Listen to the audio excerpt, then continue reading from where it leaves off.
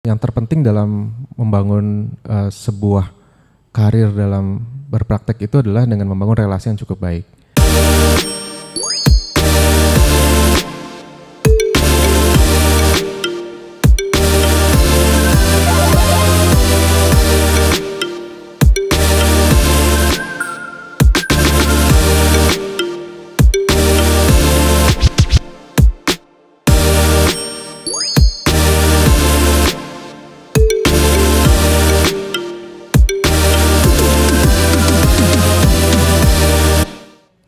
Jumpa lagi di Niak Talk Show, ngabuburit, inspiratif ala TCI. Tepuk tangannya dulu. Nah, ini Kang Falah, kita bincang-bincang dulu ya sebelum kita memperkenalkan bintang tamu nih ya. Nah, jadi hari ini itu kita kedatangan seorang bintang tamu ya, narasumber spesial banget gitu. Mungkin dalam dunia arsitektur ya. Tentu, ya. Betul mungkin sekali. Kita langsung aja panggilkan ya, kenalkan. Ini dia Pak Adrian Santoso. Pak Adrian, gimana kabarnya, sehat? Baik, alhamdulillah. Alhamdulillah. Mungkin sebelumnya nanti perkenalkan diri dulu, Pak Adrian ini siapa sih, dari mana, kayak gitu nih. Saya lengkapnya kalau sekarang manggilnya ini ya, ada gelarnya Arsitek Adrianto Santoso IAI. Jadi memang saya saat ini merupakan Ketua Ikatan Arsitek Indonesia Jawa Barat. Tapi di satu sisi juga saya berpraktek di Pusat Studi Urban Design atau PSUD. Oke, berbicara arsitek nih, dari sudut pandang Pak Adrian sendiri tuh arsitek tuh seperti apa sih, Pak? Arsitek itu sebetulnya dia adalah seseorang yang memang memiliki amanat ya, atau bekerjanya itu nanti merancang lingkungan binaan. Ya, lingkungan binaan itu salah satunya adalah arsitektur, gitu ya. Terus kemudian juga termasuk nanti di dalamnya itu ada hal-hal yang berkaitan dengan perkotaannya, pelestariannya, dan lain-lain begitu. Nah, ini keilmuan kita sebetulnya yang memang membangun arsitektur. Arsitektur lebih luas lagi adalah peradaban, begitu. Peradaban, baik. Mungkin dari Kang Falah nih, ada pertanyaan khusus gak nih dari Pak Adrian? Oke, Kak Adri. Nah, mungkin pertama-tama nih, apa sih yang membuat Kak Adri itu tertarik dengan arsitektur? Ini berarti latar belakang kenapa saya ini Iya, betul. Apalagi kan backgroundnya dari Pak Adrian sendiri, teman-teman, backgroundnya aja udah dari urban design ya, ambil pendidikannya juga ya. Kalau urban design itu sebetulnya berikutnya begitu ya, tapi ketika saya waktu itu lulus SMA, memang karena minat, biasanya teman-teman arsitek nih minat gambar. belum sampai ke desain, tapi sebenarnya minat gambar. Yang kedua itu, kalau saya pribadi dan mungkin banyak teman-teman saya itu nggak suka ngitung. Betul. Betul banget Pak, sama. Tapi sudah terlanjur jadi anak IPA. Ada juga mata kuliah kalkulus waktu itu. Tapi itu hanya sebuah cerita aja. Tapi sebetulnya memang kalau bisa dilihat lagi pada saat kita melakukan tes minat dan bakat gitu ya, memang sebetulnya ada unsur desain gitu yang memang harusnya saya perdalam lagi nanti di universitas. Nah, sebetulnya itu yang kelihatannya menarik untuk bisa saya coba ikuti, walaupun sebetulnya ketertarikan di arsitektur itu saya temui pada saat saya mulai menimba ilmu di kampus gitu. Kalau boleh tahu nih dari latar pendidikannya untuk mengambil mata studinya, apakah ada peran orang tua tersendiri atau bagaimana ini Pak Adrian? Orang tua saya sebetulnya cukup demokratis ya, jadi memberikan apa aja begitu yang mungkin menurut mereka saya nyaman dan mau selama tidak ada keterpaksaan begitu. Jadi memang pada saat itu juga saya menyampaikan kelihatannya saya akan mengambil arsitektur begitu ya. Jadi ya ada beberapa pilihan ya waktu itu. Jadi sebetulnya memang tidak memaksakan. Kebetulan memang sebetulnya juga bapak saya juga sebetulnya senang ya dengan dunia desain dan arsitektur, walaupun sebetulnya profesinya bukan itu. Oke. Nah, mungkin Kak Adri kan perjalanan sudah panjang nih. Kalau misalnya kita lihat latar belakangnya dari S1-nya di Unpar ya, S2-nya di ITB, kemudian masuk PSUD ITB hingga sekarang menjadi Ketua IAI Jabar. Ada nggak sih mimpi atau tujuan dari Kak Adri itu yang belum tercapai seperti itu? Kalau mimpi sih sebetulnya saya tidak terlalu banyak memiliki sebuah mimpi ya gitu. Tapi sebetulnya visi-visi itu yang ingin dicapai sebetulnya ada beberapa begitu ya. Ya termasuk juga sebetulnya kalau kita bicara tentang tema hari ini urban design di Indonesian Experience itu sebetulnya cerita bahwa arsitektur dan juga perancangan kota itu erat kaitannya begitu ya. Nah, sebetulnya yang ingin saya pribadi kalau mimpi sih sebetulnya kita pengen punya sebuah lingkungan binaan atau bumi kita tercinta ini jauh lebih baik lah begitu ya. Nah itu yang sebetulnya yang mungkin dari profesi arsitek walaupun satu persatu kita nanti juga mendampingi klien, masyarakat luas, urban design pun demikian. Mudah-mudahan itu yang bisa membuat perbaikan-perbaikan begitu ya dari skala kota hingga skala ya bahkan lebih luas lagi provinsi, negara dan lain-lain. Nah itu sebetulnya yang mungkin mimpi besar tapi kalau belum tercapai ya saya rasa itu juga mungkin tidak bisa dicapai dalam satu periode tertentu ya. Tapi minimal effort yang kita lakukan itu bisa mengarahnya ke sana begitu. Itu harapannya. Menjadi pondasi ya Kak. Betul ya. Ya nih Pak, berbicara tentang tema nih Urban Design The Indonesia Experience. Berapa penting sih peran arsitektur nih dalam sebuah kota? Sangat penting ya. Jadi kalau kita melihat dari perkembangan peradaban dari mungkin dulu ya zaman Mesir kuno, kemudian juga Romawi, terus kemudian juga masuk ke era-era Renaissance ya, terus kemudian sekarang kita di era modern gitu ya, yang memang membentuk sebuah karakter dan peradaban itu salah satunya adalah dari arsitektur. Arsitektur itu juga sebetulnya bagian dari kalau kita bicara puzzle gitu ya, piece per piece gitu ya, kalau kita bicara itu, nah itu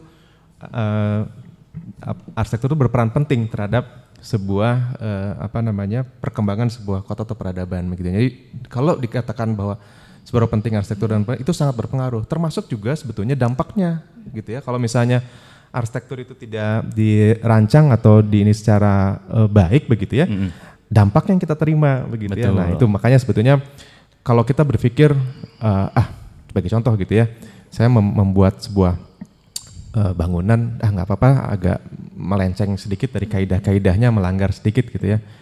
Bayangkan kalau misalnya 100.000 orang berpikir hal yang sama, begitu. Apa terjadi nanti dengan kota kita? Nah artinya sebetulnya itu yang kenapa kita sebetulnya profesi arsitek itu ada oath-nya, ada janjinya sebetulnya gitu ya. Kita punya kode etik dan ada janji di mana kita memang harus bisa punya tadi saya bilang kita tuh profesi itu tuh amanah gitu ya, mengamanahkan. Nah itu impactnya gitu ya, begitu. Oke.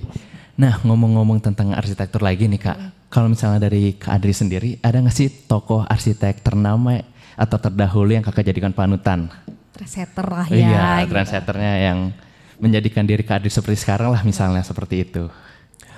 Kalau saya mungkin bukan karena kalau saya pikir yang mempengaruhi dari saya berpikir dan juga berpraktek itu cukup banyak ya. Tapi yang mengubah cara pandang, mengajak saya untuk bisa jauh lebih punya pemahaman tentang arsitektur terutama di perkotaan itu sebetulnya ada 2 orang ya gitu ya. Dan sebetulnya kalau boleh dibilang bukan saya cerita bukan arsitek berkelas atau gitu. Satu sebetulnya adalah keduanya guru saya sebetulnya gitu ya. Satu adalah almarhum Prof. Sandi ya.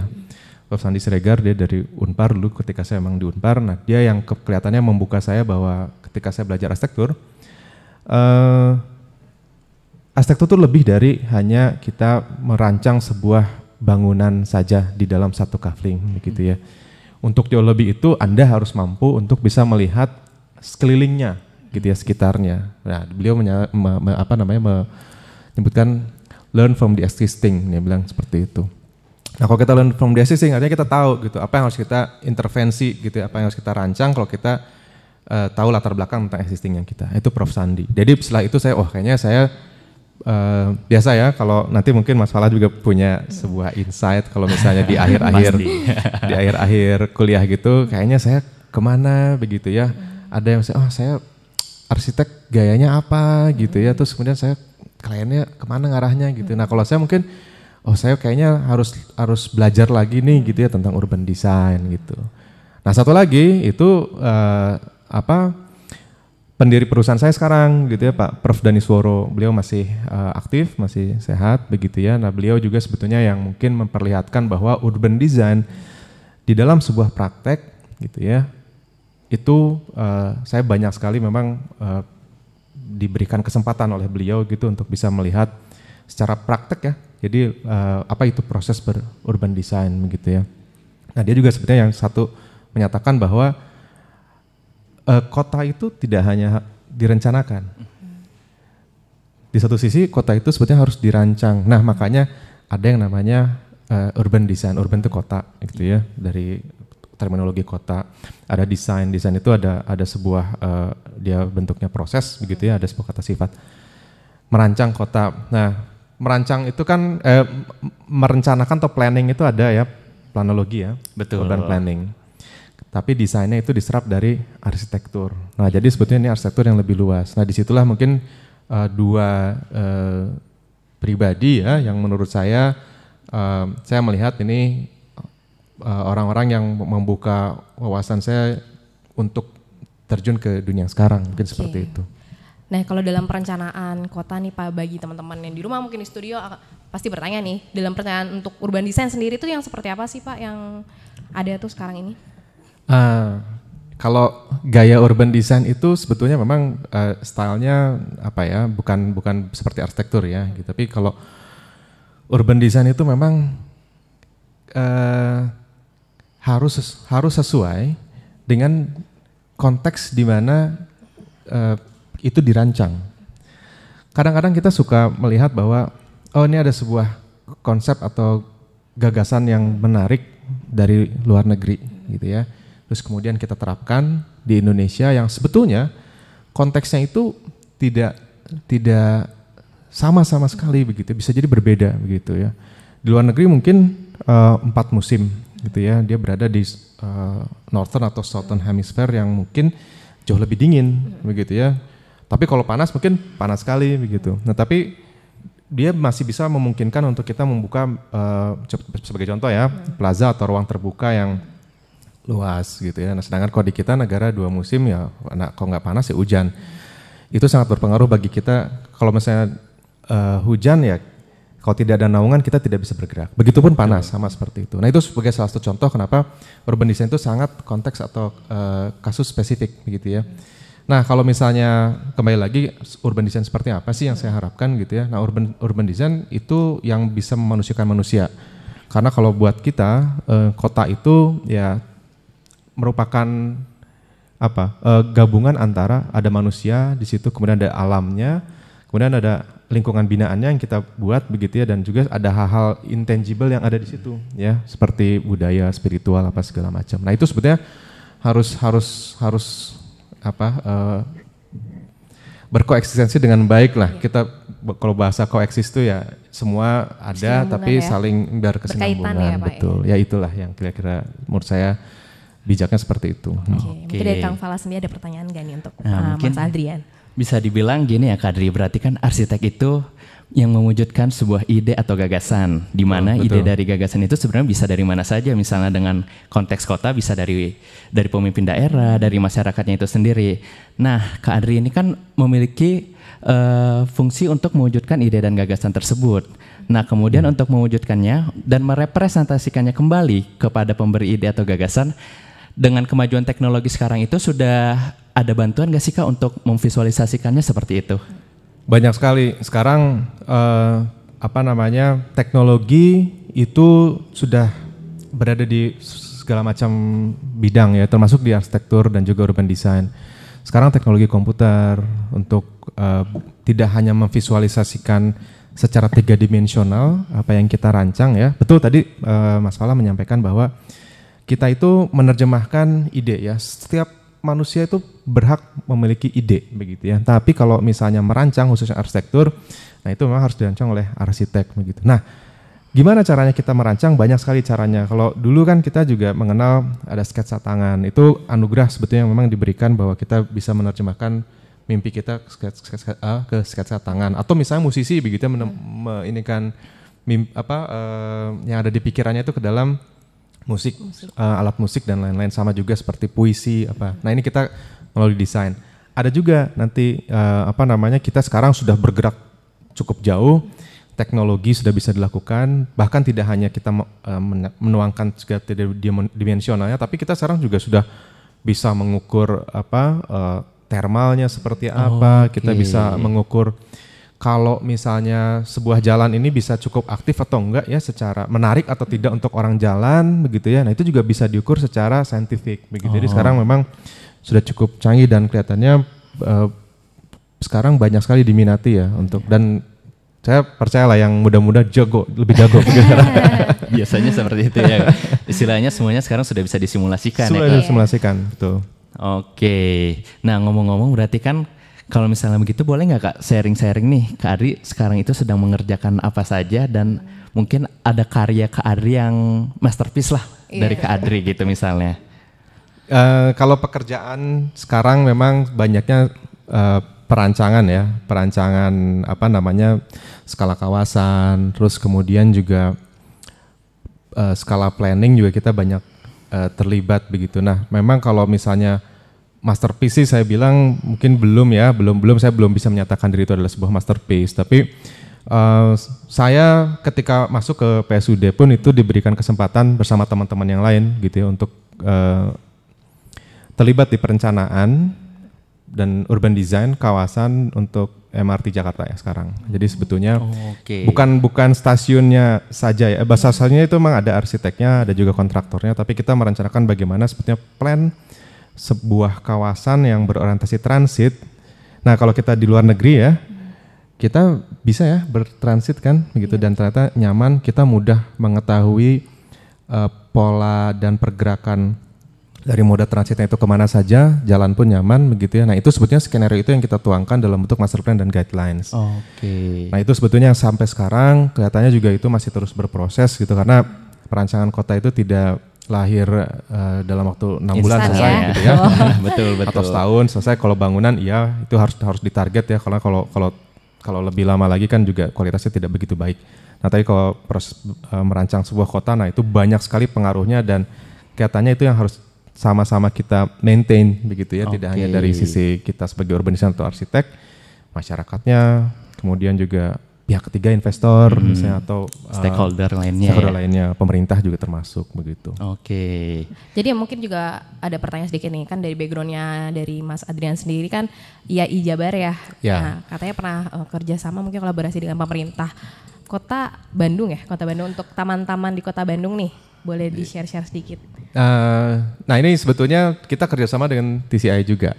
Jadi kita waktu itu sama-sama bikin sebuah platform atau program di mana kita akan mempertemukan antara penggagas ide dengan kita ya, arsitek gitu ya. Namanya adalah Sedekah Ide untuk Bandung. Nah ini memang waktu itu pernah kita coba sampaikan ke Pak Wali ya, ke Kang Yana, dapat sambutan yang baik begitu. Nah waktu itu memang kita mencoba untuk berkolaborasi juga dengan himpunan ahli iluminasi ya. Jadi untuk pencahayaan begitu ya. Jadi Teknik Iluminasi Indonesia. Itu kita menata kawasan di Balai Kota. Jadi Balai Kota itu ada sebuah taman yang ada patung badaknya begitu. Nah di situ kita coba memberikan satu sentuhan baru dari teknik pencahayaan buatan. Nah, jadi ada efek air, memperkuat patungnya, memperkuat koridor yang dibentuk oleh pohon, begitu ya. Nah, itu sebetulnya pernah kita elaborasikan dengan TCI juga dan juga HTI waktu itu dengan IAI Jabar. Nah, kebetulan memang mendapatkan respon yang cukup baik juga dari pemerintah kota, walaupun sebetulnya itu masih temporary begitu. Nah, kita harapannya bisa melihat program Sedekah Ide untuk Bandung ini itu sebagai sebuah platform nanti di mana satu masyarakat bisa turut serta. Nah, ini yang kita harapkan. Jadi sebetulnya masyarakat itu tidak kalau merancang ini ranahnya arsitek gitu ya. Enggak. Ya rancangnya iya. Menerjemahkan itu secara kaidah yang betul, secara keilmuan memang itu dari arsitek. Tapi kalau mau punya ide itu bisa siapa saja gitu ya. Misalnya seorang anak berpikir bahwa saya kayaknya pengen punya sebuah taman yang lebih ramah untuk anak di kompleks saya misalnya. Selama ada ini mungkin playgroundnya juga ya Pak mungkin ya. Playground yang ramah anak begitu. Sedangkan sekarang mungkin digunakan untuk ya hanya ruang terbuka gitu, tidak terlalu spesifik gitu ya. Boleh saja dituangkan begitu ya. Apakah misalnya dalam bentuk sebuah cerita, sketsa, gambar atau apa, nanti biarkan teman-teman arsitek ini yang menerjemahkan. Betul, dan eksekusinya. Dan itu juga sebetulnya bisa membantu pemerintah Kota Bandung juga untuk mengumpulkan bank ide. Nah, jadi idenya kan banyak yang kita kumpulkan dalam bentuk bank ide, begitu ya. Kebetulan TCI juga platformnya ada di situ. Nah, itu nanti tinggal dari pemerintah kota kalau misalnya punya rencana, program, anggaran, kira-kira kita mau menata area mana yang kira-kira banyak sekali diaspirasikan oleh masyarakatnya, itu bisa dilihat dari situ. Nah, jadi sebetulnya itu juga jadi masukan buat pemerintahnya. Oke. Nah, kalau begitu ya Bandung ini kan sebenarnya salah satu kota yang mencanangkan taman-taman tematik nih. Nah, namun di balik itu semua juga sekarang kita lihat Bandung ini salah satu kota yang sepertinya lumayan chaos nih Pak ya. Betul. Iya. Apalagi kalau weekend seperti ya Pak Andri. Waduh. Macet di mana-mana. Di mana-mana. Nah, untuk Kak Andri sendiri nih sebagai urban designer, bagaimana sih tanggapannya terhadap tata letak Kota Bandung saat ini? Mungkin saya bicara dari tata ruang ya. Betul, boleh. Tata ruang dan tata kota Bandung. Jadi kalau misalnya Bandung dibilang kalau weekend dia jadi tujuan para turis lokal begitu ya. Sebetulnya pada saat Bandung itu direncanakan pun demikian. Bandung itu tempat untuk rekreasinya para pemilik perkebunan begitu ya, di Jabar, Cianjur, Bogor dan lain-lain begitu ya. Makanya mereka turun berkumpul di Asia Afrika ya, di Gedung Merdeka, mereka berdansa, mereka minum kopi apa segala macam. Jadi sebetulnya memang dari awal Bandung direncanakan sebagai sebuah destinasi untuk orang berwisata. Itu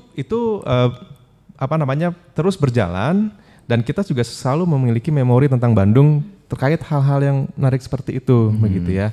Nah, namun sebetulnya ini juga kalau saya boleh membuka sebuah pemikiran atau kritik begitu ya. Nah, perlu sebuah visi besar. Bandung itu secara planning dan juga perencanaan dan juga bahkan perancangannya itu mau seperti apa. Yang sangat terasa bagi kami itu adalah bahwa Bandung sama juga dengan beberapa kota besar lainnya di Indonesia gitu, sangat tergantung dengan kendaraan bermotor. Itu sebetulnya yang kelihatannya pribadi ya, kendaraan pribadi. Yeah. Nah, jadi sebetulnya itu yang kelihatannya buat kalau saya pribadi punya pemikiran-pemikiran, banyak sekali sebetulnya yang memang bisa kita coba dorong begitu, tapi kelihatannya kebergantungan kita terhadap kendaraan bermotor ini juga berpengaruh terhadap bagaimana pola orang berpergian begitu ya setiap harinya. Terus kemudian juga pola Bandung itu berkembang.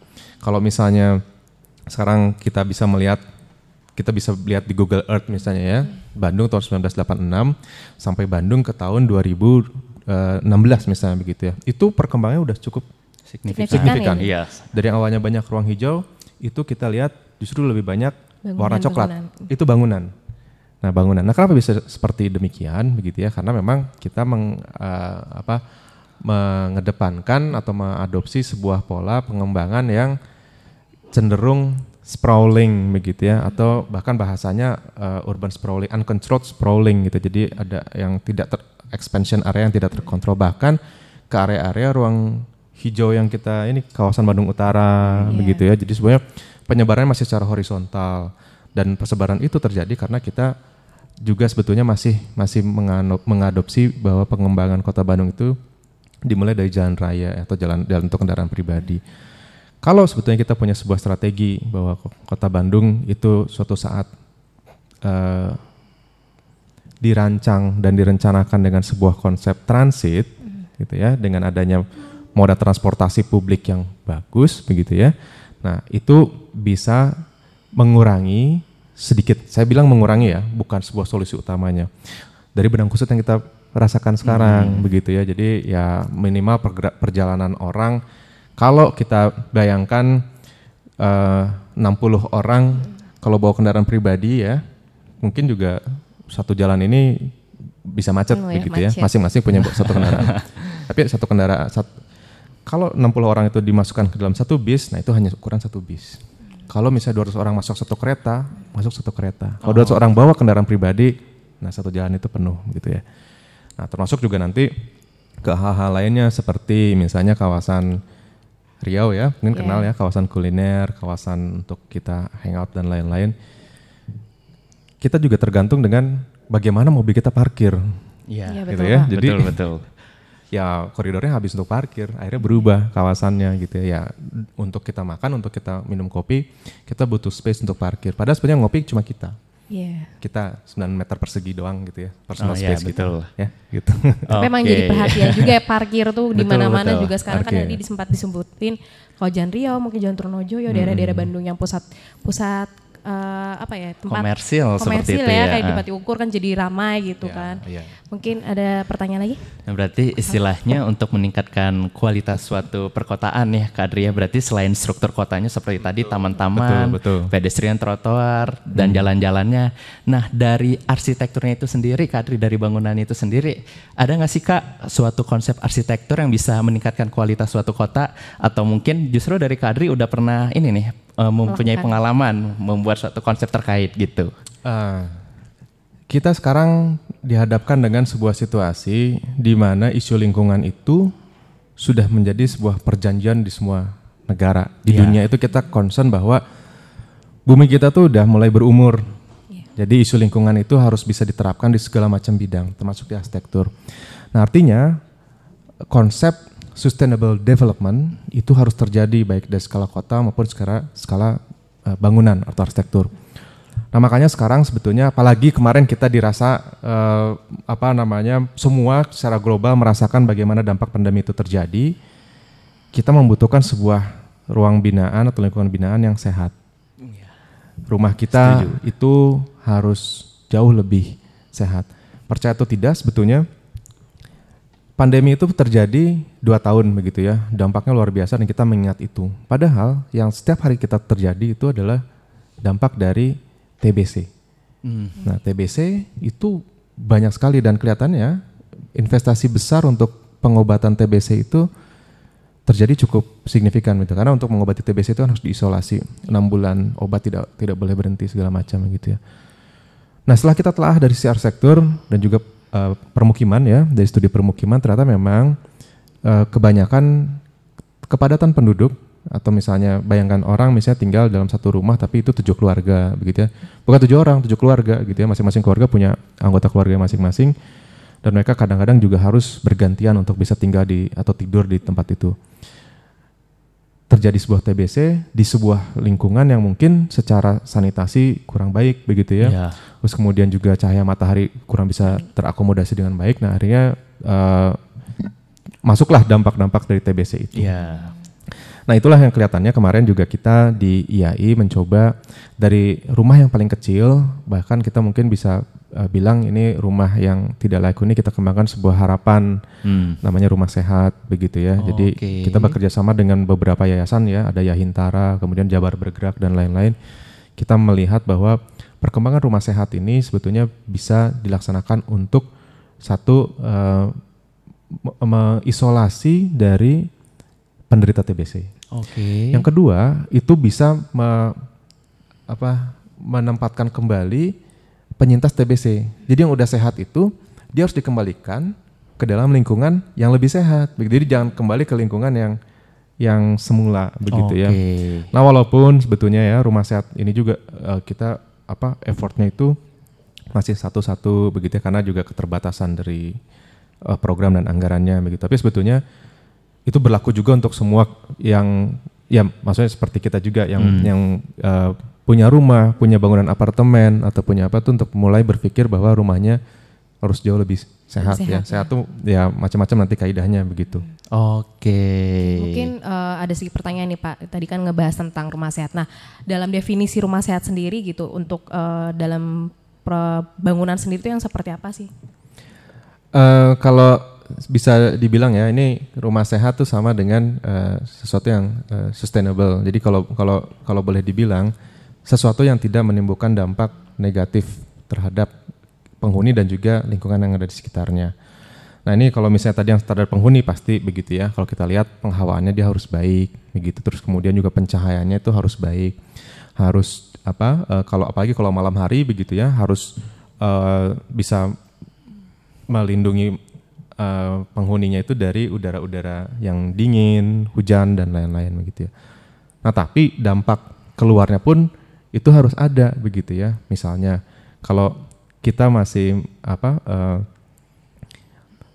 membuang gini, kalau kita hujan gitu ya, aliran airnya itu masih kita buang keluar, sebetulnya itu juga salah satu bentuk yang kurang baik, tapi itu terjadi di setiap rumah begitu ya. Yang baik sebetulnya ya memang kita bisa mengolah kembali atau meresapkan itu di tanahnya kita begitu ya. Mendaur ulang juga mungkin ya. Mendaur ulang, misalnya menampung untuk bisa kita gunakan misalnya untuk menyiram tanaman apa begitu, bukan untuk minum ya, tapi kita gunakan minimal dampak kalau kita mengandalkan kapasitas dari saluran pembuangan air itu bisa terminimalisasi begitu. Karena salah satu permasalahan di Kota Bandung itu kan banjir.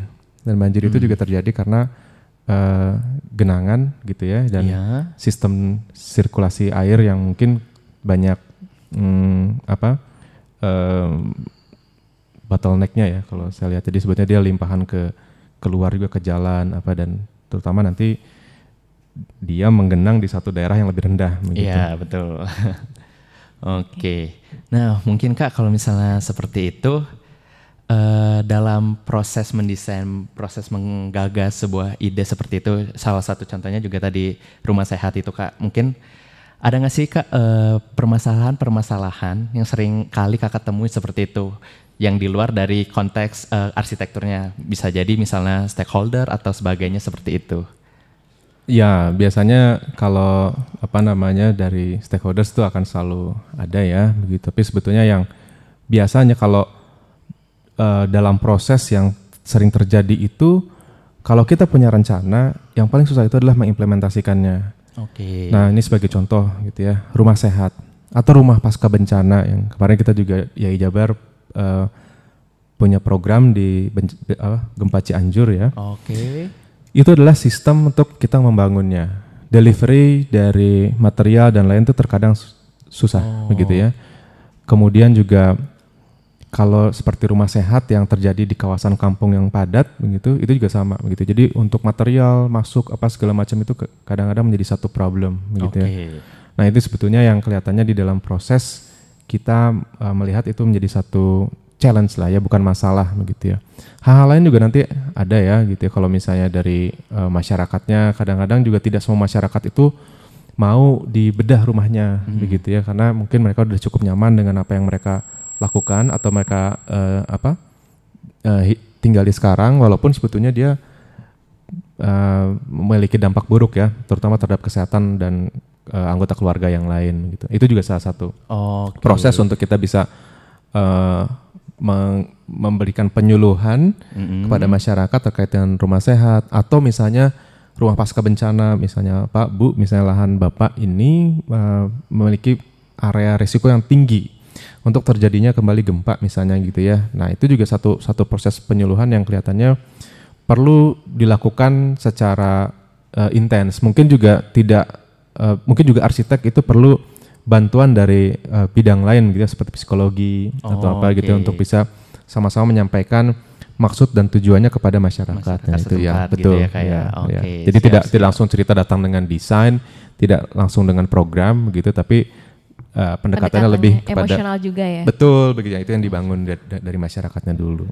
Oke. Nah, berarti ngomong-ngomong Kak, berarti bisa tadi kan diceritakan terkait implikasi dari IAI Jabar itu sendiri ya Kak ya. Nah, kita udah banyak nih Kak ngomong-ngomong tentang arsitektur. Nah, mungkin ini kita bahas juga tentang IAI nih Kak. Baik. Nah, IAI ini selain yang tadi Kakak udah jelaskan juga, apakah ada peran penting lainnya lagi Kak untuk arsitektur seperti itu? IAI itu sebetulnya dia adalah organisasi profesi atau asosiasi profesi untuk arsitek begitu ya. Nah, di mana kita tujuan utamanya memang membina arsitek untuk memajukan arsitektur gitu, karena ya ini juga jadi satu peran penting. Saat ini kita sedang berada pada tahapan, karena tahun 2017 profesi arsitek ini punya undang-undangnya sekarang begitu. Jadi sebetulnya untuk para arsitek itu tidak semua masyarakat ya atau pihak itu bisa menyatakan dirinya seorang arsitek kalau tidak memiliki surat tanda registrasi arsitek. Jadi ada uji kompetensinya dan lain-lain, sama seperti profesi lain ya, dokter katakanlah gitu ya. Jadi tidak semua orang atau lulusan dari mahasiswa kedokteran itu bisa menyatakan dirinya sebagai seorang dokter. Nah ini juga sama. Nah artinya sebetulnya apa sih konsekuensinya gitu ya ketika sebuah profesi itu diamanatkan dengan cukup tegas seperti itu. Artinya tugas dari arsitek ini pun jadinya lebih berat. Jadi kita satu sisi memang sudah harus berpikir bahwa pekerjaan arsitektur itu harus dirancang dengan baik begitu ya. Dan satu sisi kita tidak boleh juga melanggar kode etik dan ya kalau misalnya ada apa-apa dengan benda yang kita rancang begitu ya. Nah itu bisa berkonsekuensi hukum bagi arsiteknya begitu. Nah makanya tanggung jawabannya gitu ya Kak. Betul, makanya undang-undang tuh sebetulnya juga menyelamatkan profesi arsitek kan juga masyarakat luas begitu. Jadi jangan sampai nanti misalnya ada seseorang yang bukan arsitek tapi membantu untuk merancang rumah tinggal, apartemen, kantor apa segala macam gitu ya. Yang dikhawatirkan adalah mengenai kaidah-kaidahnya aja gitu. Jangan sampai nanti bangunan itu justru malah jadi malapetaka ya terkait dengan orang yang ada di dalamnya. Jadi itu sih sebetulnya sekarang yang kita lagi kedepankan. Turunnya banyak sekali, jadi banyak sekali tugas yang harus kita lakukan dan saya rasa seluruh IAI di seluruh provinsi dan juga pengurus nasional pun sekarang sedang bergerak untuk bagaimana undang-undang itu juga bisa terimplementasi dengan baik begitu, karena saat ini memang masih perlu banyak transisinya ya. Iya gitu. Betul. Mungkin ada pertanyaan nih Pak dari segi arsitek, mungkin dari tata letak kota, apalagi kan sudah tahu ya, maksudnya urban ini kan padat penduduk. Nah gimana nih perhatian dari para arsitektur terhadap ruang terbuka, ruang hijau itu sendiri? Ya ruang terbuka hijau itu saya pikir masih menjadi satu hal yang kalau boleh sih ya dalam setiap RT itu juga kita punya ruang terbuka hijau begitu ya, dan nanti di masing-masing rumah juga harusnya punya begitu. Nah tapi kita kan dihadapkan dengan populasi yang terus bertambah begitu ya, lahan semakin terbatas. Nah ini sebetulnya butuh sebuah skenario dari tata kota atau planning dan desain begitu ya, bagaimana nanti sebuah kota itu bisa jauh lebih compact gitu. Kalau kita mungkin melihat dari beberapa presiden yang ada di luar negeri dengan proporsi kepadatan penduduk dibandingkan dengan jumlah atau area kotanya yang terbatas, mau tidak mau kelihatannya kita harus mulai berpikir untuk bisa hidup vertikal gitu ya. Jadi rumah susun, apartemen dan segala macamnya begitu ya. Nah itu kelihatannya memang salah satu strategi untuk bisa menyelamatkan kawasan kota atau urban begitu ya. Kalau tidak ya kawasan kota yang cukup padat itu, apalagi sekarang mungkin hampir 60-70% tuh masyarakat tuh kembali ke kota bahkan gitu ya. Nah itu harus diantisipasi gitu. Jadi kalau kita punya ruang vertikal yang lebih banyak begitu ya, artinya ruang terbuka juga akan tersedia lebih banyak ya. Prinsipnya kan sebetulnya seperti itu ya. Iya betul. Ya itu gambaran mudahnya. Oke, siap. Jadi Kang Fala ada pertanyaan lagi nih. Ya, mungkin kita sedikit balik ke IAI lagi Kak Adri ya. Siap. Nah mungkin boleh nggak Kak di-sharing gitu perjalanan Kak Adri dari awal nih, dari awal masuk IAI hingga sekarang bisa menjadi ketua seperti itu. Ya kalau ini sih sebetulnya saya menjadi anggota itu kurang lebih tahun 2015 ya. Jadi sebetulnya termasuk baru kalau misalnya di kalangan rekan-rekan anggota IAI yang lain begitu. Namun tahun 2017, nah kebetulan saya diundang untuk bisa masuk ke dalam kepengurusannya. Waktu itu ketuanya masih Pak Robi ya, Pak Robi Dwiko Juliardi. Terus kemudian 2018 Pak sekretarisnya Pak Robi dulu gitu ya, sekretaris IAI Jabar, Pak Bugar, Pak Budi Yulianto kemudian jadi ketua dan saya diajaklah untuk masuk ke pengurusan lagi di situ. Iya. Nah dari situ Pak Bugar juga menjalankan satu periode selesai. Nah di periode Pak Bugar selesai, waktu itu saya mencoba untuk mencalonkan gitu ya jadi ketua ya. Tapi perolehan suaranya lebih banyak Pak Bugar. Oh begitu. Nah tapi jalan 2 bulan kalau nggak salah Pak Bugar justru juga jadi terpilih menjadi ketua umum. Nah jadi melalui sebuah musyawarah provinsi akhirnya karena waktu itu saya juga menjadi wakil 1 gitu ya, jadi saya jadi ketua. Jadi sebetulnya memang melalui sebuah proses musproflup ya begitu. Oke. Nah, menurut Kak Adri sendiri nih yang sekarang menjabat banyak kepemimpinan nih, seberapa penting sih Kak leadership seperti itu untuk suatu organisasi? Ya, leadership ya atau leader itu menjadi satu hal yang cukup penting. Tidak hanya di organisasi, bahkan sebetulnya di dalam sebuah pribadi juga sebetulnya harus ada jiwa leadershipnya sendiri. Jiwa leadership itu memang harus sendiri juga ya. Ada begitu ya, karena nanti itu akan punya relasinya terhadap tanggung jawab, inisiatif dan lain-lain begitu ya. Dan ya saya pikir juga ini juga saya masih terus belajar ya begitu menjadi leader ya, bukan bos ya saya pikir. Jadi itu yang mungkin kelihatannya dari setiap segmen gitu, apalagi arsitek dengan keputusannya, leadership, kemampuan leadership itu menjadi sangat dibutuhkan saya pikir. Mungkin dari IAI Jabar sendiri nih pasti kan pernah berkolaborasi, tadi juga sempat disebutkan ya sama pemerintah. Nah, gimana sih cara seorang mungkin dari Pak Adrian sendiri, Mas Adrian sendiri untuk arsitek mengetahui bahwa klien tuh mendapatkan hasil yang sesuai dengan keinginannya itu seperti apa sih? Kalau mengetahui bahwa klien puas tuh ya pasti kita akan dipanggil lagi. Repeat order ya. Repeat order. Nah, karena begini, arsitek itu ada etika dalam berprofesi. Jadi cara kita menjual nama kita atau kita menjual karya kita itu ada aturannya gitu ya. Artinya sebetulnya kalau kita testimoni dari klien sebelumnya kemudian juga akhirnya nyampe ke klien-klien yang lain ya itu sebetulnya artinya bahwa karya kita dipandang baik dan memuaskan begitu ya. Kalau misalnya mungkin kok nggak ada lagi nih yang ini begitu, berarti harus ada yang kita evaluasi. Nah, kita tidak boleh terang-terangan mengiklankan diri begitu. Jadi nggak boleh misalnya saya Adrianto, saya jual desain sekian itu nggak boleh. Portofolio saya udah banyak gitu ya. Kecuali kalau misalnya memberikan sebuah ilmu atau informasi dari karya yang pernah dibangun. Itu lain ceritanya. Itu memberikan informasi. Misalnya di sosial media begitu, ini karya saya misalnya gitu ya, bercerita misalnya tentang bagaimana sebuah lahan itu awalnya tidak teroptimalkan dengan baik begitu ya. Terus kemudian dengan tata letak demikian kita mencoba untuk bisa membuat sebuah lingkungan yang lebih terasa sejuk, dingin, terus kemudian juga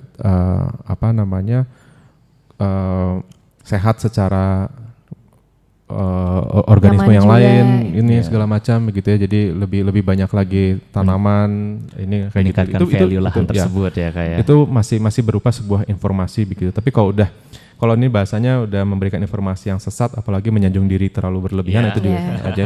Itu juga tidak baik juga sih, promotion gitu, jangan secara etika ya. Iya, betul. Tapi kalau misalnya ini sekarang kan kalau di sosial media nih, kalau misalnya Instagram kan ada fitur sponsor seperti itu. Nah, kalau ada biro-biro atau studio yang mensponsorkan biro mereka sendiri itu bagaimana Kak? Apakah itu termasuk? Ya itu ini sebetulnya sedang dibahas dan itu mungkin kalau saya sampaikan gitu ya memang harus butuh sebuah kehati-hatian begitu karena yang kita tawarkan adalah sebuah jasa yang mungkin kita ada juga etika kesejawatan, fairness itu juga kita pegang begitu ya. Jadi mungkin ya belum bisa dikatakan bahwa ini baik atau tidak begitu, ini sedang kita masih kembangkan. Nah, cuman sekarang kita punya sebuah keputusan baru dari pengurus nasional bahwa arsitek sekarang boleh, arsitek yang praktek ya, boleh punya pelang nama seperti dokter dan juga notaris misalnya seperti itu, apoteker boleh sekarang. Jadi ada keputusan dari pengurus nasional itu boleh dilakukan. Jadi sebetulnya ini juga untuk memudahkan masyarakat karena di beberapa kota dan kabupaten begitu ya, untuk persyaratan persetujuan bangunan dan gedung, kalau dulu kita bilangnya IMB begitu ya. Iya. Nah, ini butuh dampingan dari arsitek gitu ya. Nah, beberapa mungkin baru mengenal terminologi arsitek itu siapa. Nah, artinya kita juga melihat bahwa ini kita menginformasikan juga bahwa profesi arsitek itu hadir juga untuk masyarakat gitu. Jadi dalam bentuk pelang nama itu sebagai informasi.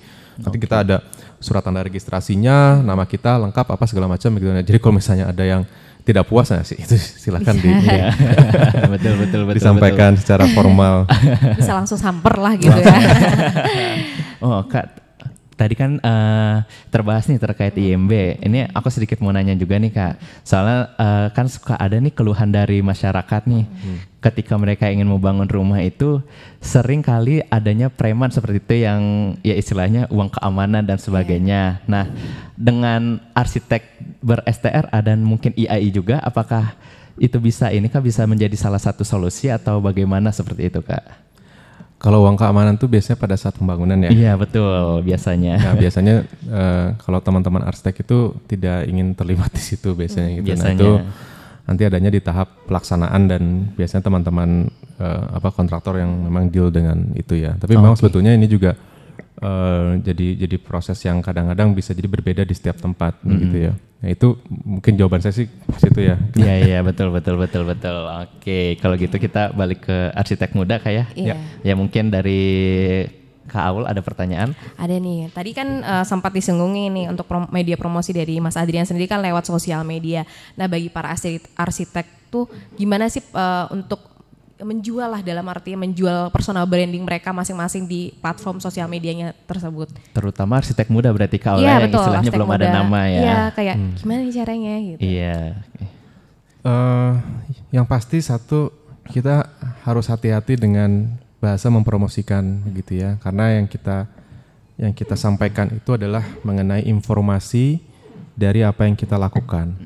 Kalau bicara tentang bagaimana cara teman-teman arsitek muda itu bisa mungkin ya bisa jauh lebih dikenal. Sebetulnya sih tidak hanya yang muda juga begitu ya. Ini juga bahkan yang sudah cukup banyak pengalamannya, ya itu tetap harus kita cukup aktif dalam sosial medianya ya. Tidak hanya sosial media begitu ya. Misalnya kita ikut sayembara, kita ikut pameran arsitektur. Kita ikut ya selain berkarya ya, kita meinikan karya tulis kita. Nah di sosial media itu, kalau misalnya kita bisa membubuhkan sebuah karya tulis yang cukup baik ya dalam keilmuan arsitektur, sebetulnya itu juga mungkin yang banyak dicari oleh para klien kita ketimbang menampilkan hanya dari taste desainnya, gambarnya atau portofolio yang sudah terbangun begitu ya. Sebuah pengalaman apa yang bisa Anda dapat gitu ya dari misalnya ketika saya merancang rumah Pak Falah misalnya gitu, Mbak Aul misalnya gitu ya. Jadi ada ceritanya gitu, bukan mempromosikan tentang sebuah brand tertentu begitu ya, atau misalnya harga desain saya. Betul. Tapi misalnya lebih ke ini, waktu itu kita punya challenge di sini dengan metode ataupun pendekatan yang saya lakukan. Itu saya solve-nya adalah demikian begitu ya. Nah jadi mungkin untuk beberapa pemilik bangunan yang lagi punya ini, lahan saya nih adanya di persimpangan di ujungnya atau di hook gitu ya. Iya. Gimana saya caranya? Nah informasi itu muncul gitu ya. Kalau misalnya di sosial media kan mungkin kalau misalnya dia cukup baik juga dalam packaging dan juga penulisannya, saya pikir itu mungkin akan jadi traffic yang cukup baik juga ya. Gitu. Tapi tidak secara terang-terangan kita menjual sebuah produk atau mengagung-agungkan secara berlebihan diri kita, tapi menjual informasi bahwa bagaimana cara kita menyelesaikan sebuah isu yang ada di tanah atau tapak tersebut atau di kota itu begitu. Itu mungkin akan jauh lebih baik ya cara penyampaian begitu ya. Nah termasuk juga mungkin nanti kalau taste dari grafisnya, desainnya itu kan banyak klien dengan taste yang beragam gitu ya. Nah itu tinggal kita kelihatannya mungkin nyaman berada di mana begitu ya. Jadi ini secara grafis ya, secara fotografi itu juga mungkin jadi cukup penting. Oh iya. Berarti bisa dibilang Kak, kalau misalnya personal branding itu sangat penting juga ya. Benar-benar. Nah mungkin juga pertanyaan sedikit lagi nih Kak, untuk arsitek muda nih Kak. Seberapa penting sih untuk mendaftar menjadi anggota IAI, dan nah kalau dari kakak sendiri bagaimana caranya menjadi anggota IAI seperti itu kan?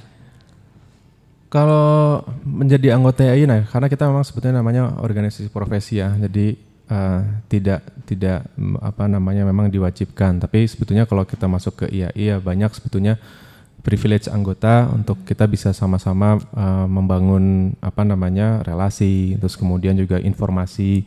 Karena kita juga tetap walaupun misalnya sudah berpraktek, tetap kita harus aktif secara keprofesian karena nanti pada saat kita melakukan pembaharuan dari surat tanda registrasi kita, nah itu keaktifan kita sangat-sangat dinilai begitu ya.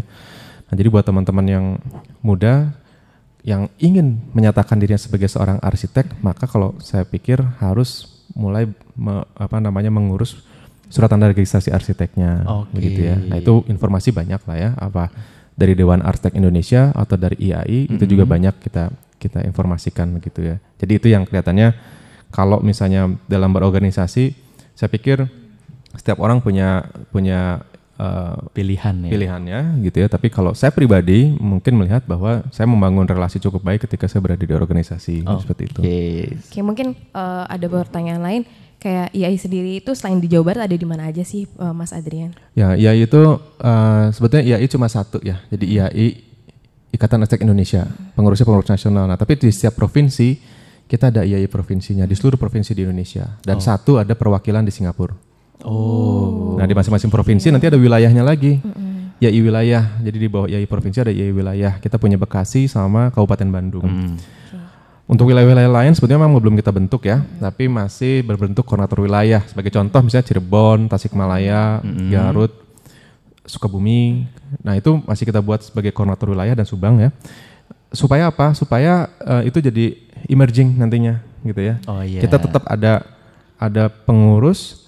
Walaupun jumlah anggotanya mungkin ya peningkatannya tidak terlalu banyak. Nah tapi karena misalnya ada pengurusnya mudah-mudahan itu bisa jadi guyup lagi makin banyak begitu. Nah kalau udah makin banyak ya itu udah bisa jadi wilayah juga sih sebetulnya begitu. Satu terakhir nih, harapan dari Mas Adrian sendiri terhadap IAI dan urban design yang ada di Indonesia. Kalau harapan sih pasti selalu ingin yang lebih baik ya. Tapi kalau saya pikir kita untuk mencapai satu hal yang lebih baik itu ya kita tetap tidak boleh melepaskan diri antara sebuah proses merancang dengan proses risetnya. Jadi kita tetap harus belajar begitu ya. Jadi nah ini yang kelihatannya kalau saya di PSUD begitu ya dengan teman-teman menghindari sebuah proses yang business as usual gitu. Jadi ini bisa diterapkan lagi di tempat yang lain enggak gitu. Jadi di setiap konteks apalagi konteks perancangan kota itu punya sebuah hipotesanya yang berbeda-beda begitu ya. Nah itu yang perlu kita selalu lakukan adalah riset. Nah jadi praktek dengan riset itu akan terus berkesinambungan dan tidak ada ya kata berhenti sih kalau menurut saya begitu. Oke, menarik banget ya Mas Fala ya informasi tentang urban design. Luar biasa. Mungkin closing statement nih untuk tips para arsitek muda yang lagi di studio ataupun di rumah. Gimana sih agar berkonsisten berkarir di dunia arsitektur? Kalau tips ya, kalau saya melihat mungkin karena ini arsitek muda itu sangat banyak dan berbeda-beda ya. Ada yang mungkin punya privilege, ada yang mungkin tidak. Nah saya pikir sebetulnya yang terpenting dalam membangun sebuah karir dalam berpraktek itu adalah dengan membangun relasi yang cukup baik. Karena saya pikir itu adalah sebuah metode untuk kita sama-sama bisa menyampaikan apa yang kita kerjakan ke orang lain. Karena kita tidak boleh kan tadi ya saya menyampaikan apa yang secara terang-terangan gitu ya, misalnya mengiklan atau apa segala macam gitu. Nah, jadi kita adalah menyampaikan apa yang kita kerjakan itu ke dalam relasi kita ke sesama arsitek, ke sesama stakeholders yang lain begitu ya. Nah, sehingga kita mudah untuk bisa dikenal. Misalnya, oh Mas Falah, oh dia adalah arsitek yang spesialnya adalah di sini begitu ya. Lebih lanjut sebetulnya ya itu yang juga yang dibangun oleh sebuah organisasi begitu ya. Jadi nanti kita juga biasanya punya list begitu kayak arsitek yang mungkin pernah berpraktek di pelestarian cagar budaya ada siapa saja. Arsitek yang dia memiliki lisensi atau sertifikasi bangunan hijau ada juga begitu ya. Nah jadi sebetulnya itu relasi yang kita bangun begitu ya, karena ya menurut saya penting. Nah dalam membangun relasi itu teman-teman arsitek ini sebetulnya juga diharapkan bisa cukup aktif. Jadi aktif dalam berkegiatan, aktif dalam bersayembara, aktif dalam pameran, aktif dalam menulis begitu ya. Nah itulah saya pikir yang kelihatannya kita pun masih melakukan hal seperti itu. Jadi ya mudah-mudahan itu bisa saya tidak memberikan sebuah